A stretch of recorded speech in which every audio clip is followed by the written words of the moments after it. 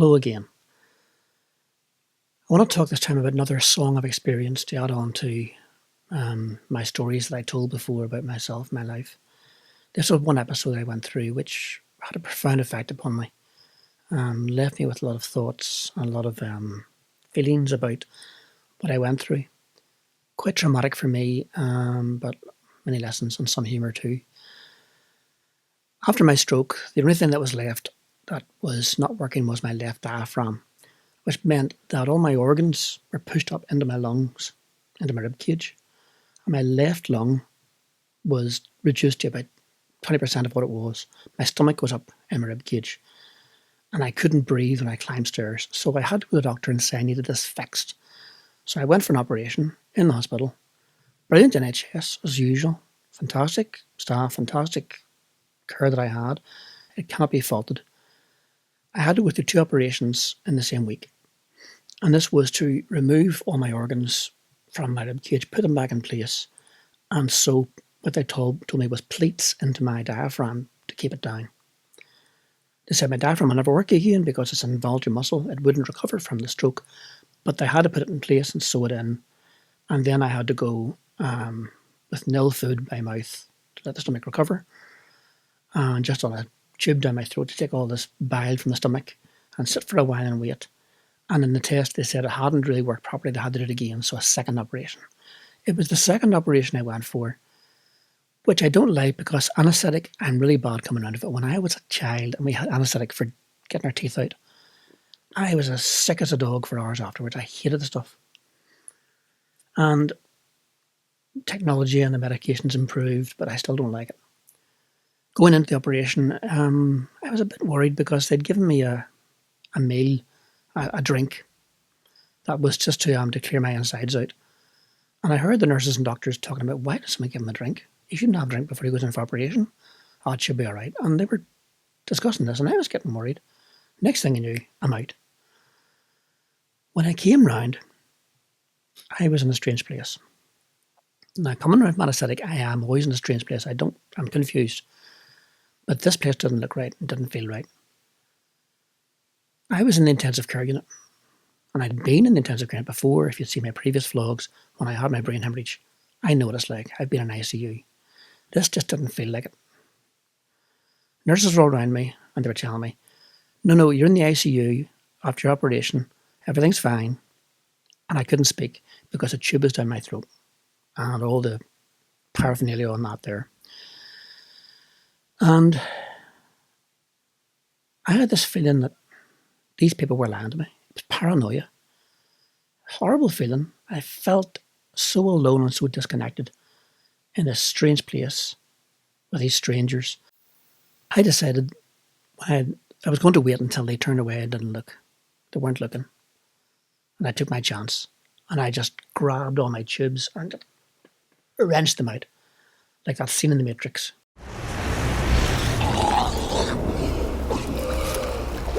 Yeah, that one. It was just like that. And I ripped everything out. And the alarms went off and all the beepers. And the nurses shouted, he's activated himself. The poor staff there got me shouting at them, giving off, not knowing where I was and calling them demons. It was just horrible.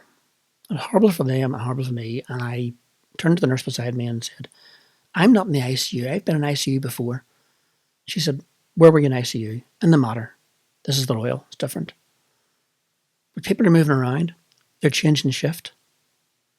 But this shouldn't have happened. What went wrong? She said, we just detected a possible chest infection during the operation and we thought it best to bring you in here to monitor you. That's all. And I wasn't coming round from it. I wasn't listening to her. I wasn't believing her. I was in an awful state. It feels like a nightmare when I talk about it now. So what she did was she got the phone and she dialed our house and handed me the phone. And I heard my wife's voice. And that was just to connect me back to reality. I heard her voice on the phone and I said, I'm in an ICU, what am I doing here? And she explained that I was okay, this is what was meant to happen, I was fine. I think it was the early morning. It was early morning at the time after my operation. I'd been asleep most of the night, and I sort of broke down on the phone with her. She then handed the phone to our son, Carl. This is 4 or 5 years ago. Before he was married, still living with us. And once I heard his voice on the phone, I just broke down and blubbed. And oh, son, I'm so happy to hear your voice. I love you, son. I love you so much. It's funny thinking of it now. Our son just handed the phone back to his mother. And I said goodbye to her and said, I'll see her soon. And when she hung up, he said, don't ever do that again. He couldn't handle me crying down the phone to him. His father crying. Which I understand. But this is something we have to get over. This thing that big boys don't cry. Because my stroke has left my frontal lobe damaged. And I am much more emotional now than I have been before. I'm much more empathic. And that's a good thing. And women will say, but it's okay to cry. No. Our culture just has this thing where it's big boys don't cry. And I feel terrible when I cry. And I think practically all men in our culture will feel the same. It's about time I get over that. Because it is okay to cry. It is okay. And a lot of men will feel icky and feel squirmish at the idea of it. We don't like to be seen crying in public. Maybe at funerals is the one time we're allowed to. But even then it still feels wrong. And it shouldn't be. And I felt so bad that the nurse recognised I needed something. And she just got a syringe and she put it in the cannula in my arm, or my hand, which was right here. And she put it in and injected this substance. And as soon as it went through my system and reached my brain, which was seconds, I just went, I feel good now.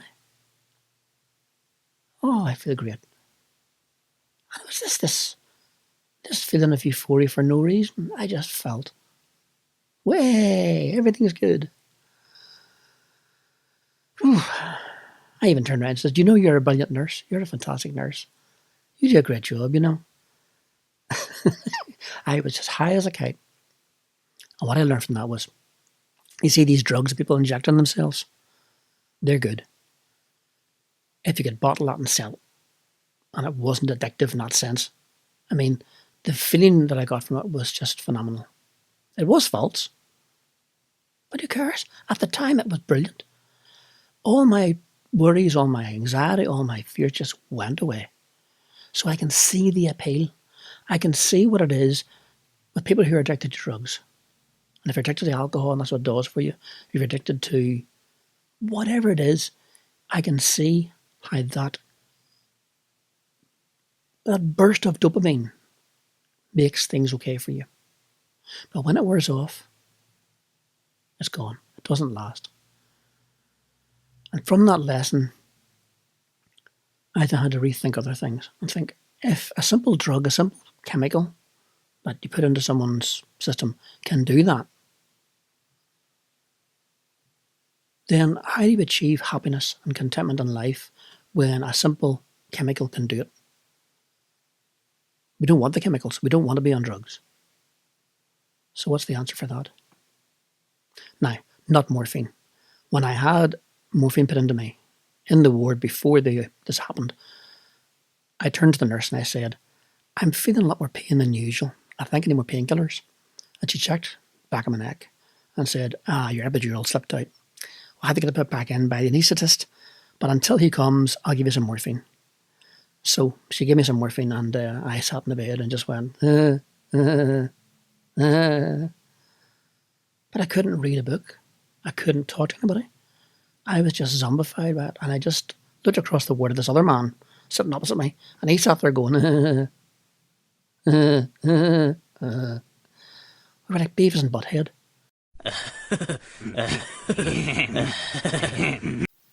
No thanks. That particular drug, I don't understand why people want to take morphine. It's just zombified. You want to be alert and awake, but enjoying life, don't you? So this brings me on to the nature of addiction. After I'd had this drug in me and felt good, and it was starting to wear off, and I was reflecting about the balance of how I felt in the nightmare situation and how I felt with the drug. And through all this time, I had no sense of God. God did not seem close to me that whole time I was in that state. And I wonder where he went, because my brain seemed to have lost all connection with God, with anything divine. And I felt alone, truly alone. Many people will say, you see, God is just a crutch for you. I disagree, because I was an atheist and then I found Christ. He wasn't a crutch on my life. God is my friend and God is my Lord. He's not my crutch. If he was my crutch, then I couldn't live a moment without him. At that time, I didn't sense his presence with me. And I was still alive, I was fine. But I wanted his presence. I actually wanted to feel the presence of God. But shortly after that, our assistant pastor, John Thompson, came in to visit in the ICU. And when I saw him, my action was, "Oh, John, I'm so glad to see you. I'm so glad to see a face that I know. You're so familiar." And he could sense how upset I was after all I'd been through. But to see his face there and feel that connection, and the same way I felt a connection with my wife and my son on the phone. And that's what it comes back to, connection. Now, there's a video I watched recently. I'm going to put the link for it down below and you can look at it. Please look at it. About research done on addiction to drugs. And the conclusion is that when you have a happy life and you're connected with others and things are working for you, you don't have addictions. The addiction is not in the substance itself. The evil of addiction is not in the alcohol or in the heroin or in the cocaine or in the video games or in the pornography or in whatever it is that you're addicted to. It's within us. It's our dopamine receptors in the brain. And those are satisfied by things called connection and community. Watch the video. I'll put it below. Please do watch it. It's fascinating. And if that's the nature of addiction, then how we cure that, how we overcome that, and how we defeat problems of addiction in our society is to provide more connection and more community. And that is essentially what a church should be about. Yes, we have worship, and I love worship. Yes, we have getting in the Word and learning from His Word and learning about Him. Yes, we have those things. We have hymn prayer sandwiches. We have all the things that we go through, all the rituals. Fine. But if a church is not a community and does not provide connection with each other, we're wasting our time. It means nothing at the end of the day.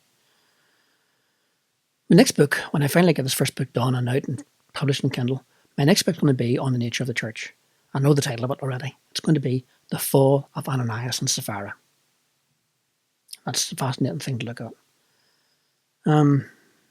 But this lesson that I got from my life, I just wanted to share with you because I believe that if we have a connection with others and we have a sense of community and belonging, so many things in life just fit into place and become right. And as church, we should be doing that. We should be seeking that. We should be trying our best to make that possible for everyone in the community, whoever they are. And those who come in who don't know Jesus will come to know Jesus because they'll see the reality of what we believe. And they'll see how it affects our lives. And they'll get the experience the same way that I got at the camp and see reality in us. The reality that I had was when I came through that nightmare experience, God was still there. He always was. He never left me. I just had this sense that He wasn't. And it was in myself. Because I was disconnected. I was alone. I felt completely alone in that moment. And I never want to feel it again because it was horrible.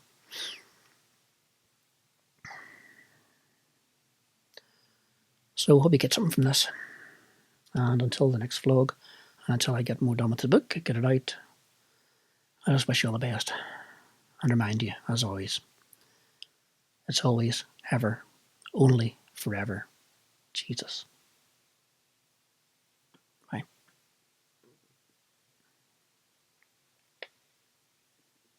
Thank you for watching. Don't forget to subscribe to get notifications of any new vlogs coming up. And here's a couple of vlogs that you can link on that are already there. Thank you very much. Bye.